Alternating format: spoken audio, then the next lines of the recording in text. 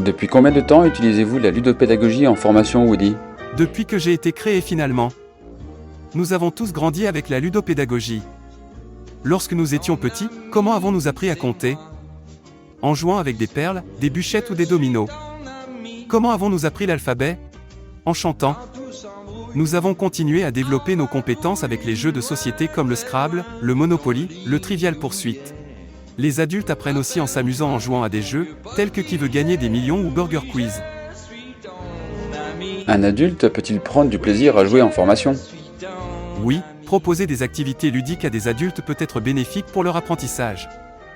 Ça permet de stimuler leur curiosité et leur motivation, ce qui favorise une meilleure assimilation des connaissances.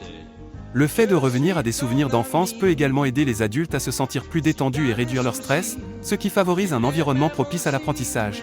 Mais, les activités ludiques doivent être adaptées à l'âge et aux intérêts des adultes concernés. Il faut aussi veiller à ce que les jeux soient en lien avec les objectifs d'apprentissage visés, pour être pertinents et efficaces.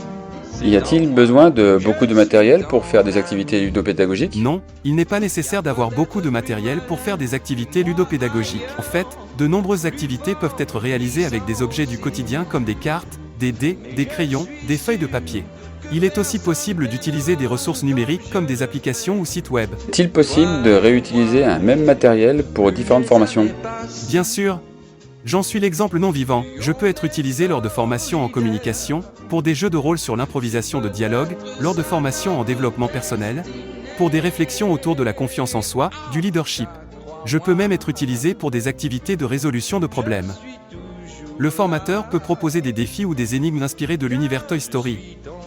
Par exemple, les apprenants pourraient devoir trouver comment sauver un jouet coincé, ou de résoudre un conflit entre les personnages. Finalement, comment définiriez-vous la ludopédagogie? Je dirais que la ludopédagogie est une approche qui réveille l'enfant qui sommeille en nous, et facilite l'apprentissage des adultes. Merci beaucoup, Woody. C'est toujours un plaisir, Jérôme.